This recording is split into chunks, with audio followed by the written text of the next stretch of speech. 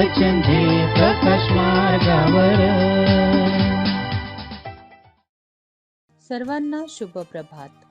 प्रभू येशू ख्रिस्ताच्या नावात विश्ववाणी परिवाराकडून आम्ही मार्गाकरिता प्रकाश कार्यक्रमात आपले सहर्ष स्वागत करीत आहोत.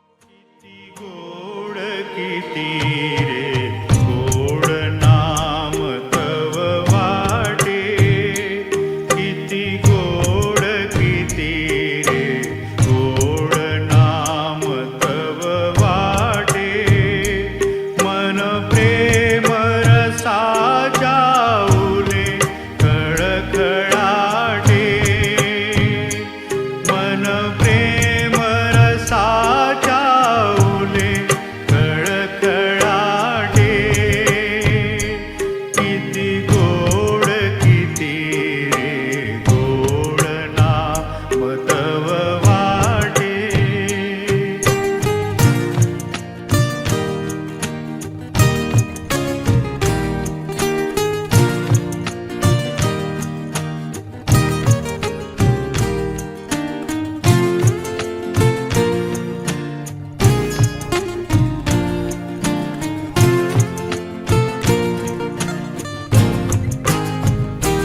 सहवास पुरे तव यास स्वर्ग मग येशू. सहवास पुरे तव यास स्वर्ग मग येशू. नच तुझा दाखवी चरण तुझे आशू. नच तुझा दाखवी चरण तुझे आशू. किती गोड किती रे गोड नाम तव वाटे.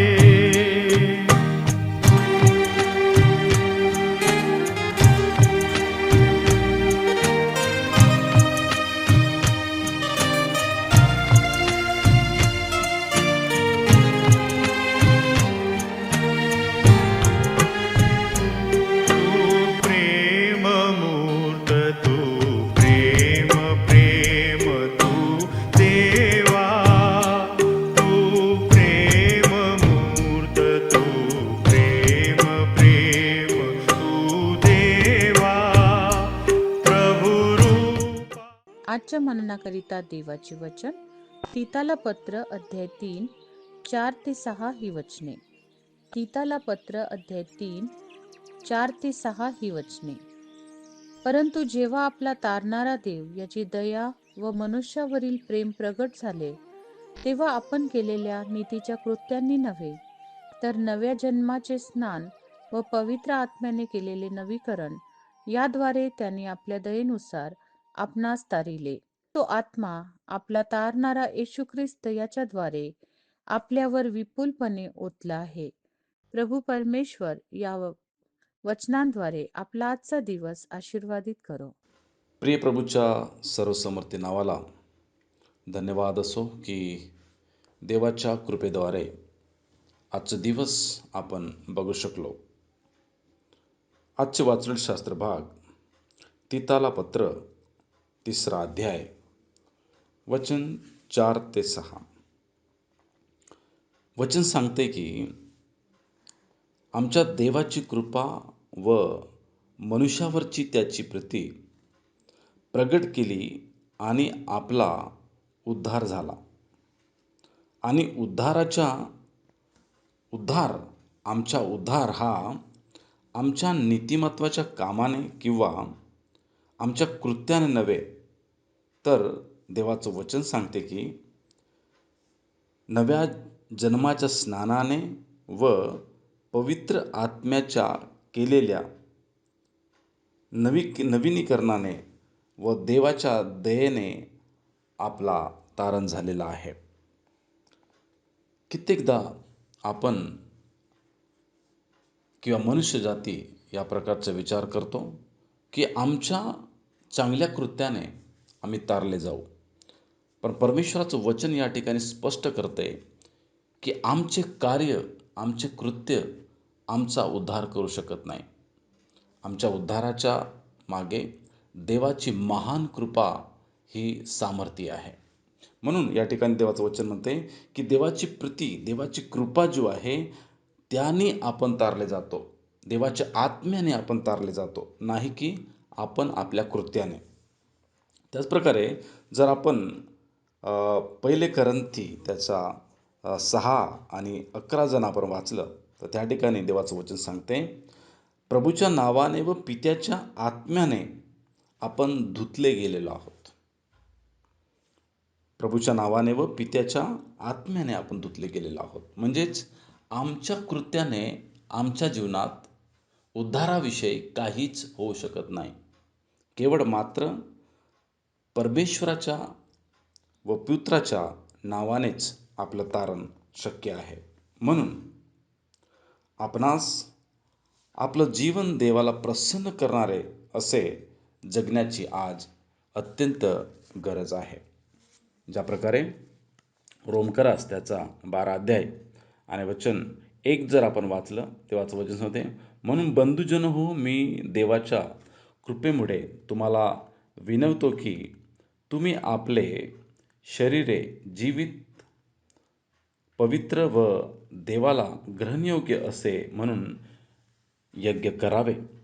ही माझी तुम्हास आग्रहाची विनंती आहे. माझे प्रेनो, आज आम्हाला आपल्या जीवनाला परमेश्वराला आवडेल असे ग्रहणयोग्य असं अर्पण म्हणून चढवायचं आहे आणि हीच आमची आत्मिक सेवा आहे, देवाचं वचन म्हणते. म्हणून या हो द्या, आम्ही आमच्या भलाईच्या कामाने आम्ही आमच्या जीवनासाठी काहीच करू शकत नाही. सर्वपरी देवाची कृपा ही सर्वसमर्थी आहे. म्हणून या आपण त्या देवाच्या अधीन होऊया आणि उत्तम जीवन जगून देवाला प्रसन्न करूया. देवा, या सुंदर शनी सुंदर वचनाकरवी प्रभू आमच्याशी बोललंस, आम्ही तुझे खूप खूप आभार मानतो. प्रभू, कळत न कळत सर्व अपराधांना प्रभू क्षमा कर आणि प्रभू तुला प्रसन्न करणारं जीवन जगण्यासाठी तुझी कृपा दे आणि तू आपली महिमा आमच्याद्वारे करून घे. देवा धन्यवाद. प्रार्थना ऐकलीस, प्रभू येशूच्या नावात प्रार्थना केली म्हणून तो एक. आमेन. येशू नामा किती गोड, किती रे गोड नाम तव वाटे.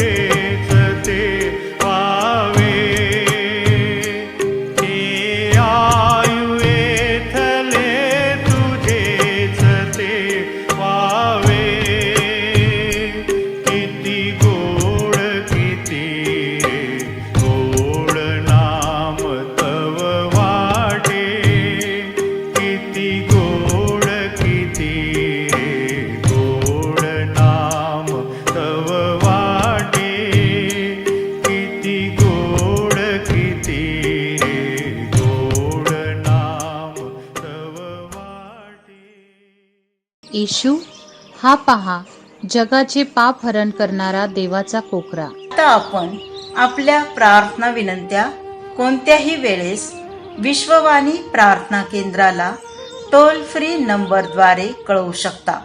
आमचा टोल फ्री नंबर 1-800-2700-333. आम्ही आपणासाठी या नंबरवर प्रार्थना करण्यास उपलब्ध आहोत. धन्यवाद.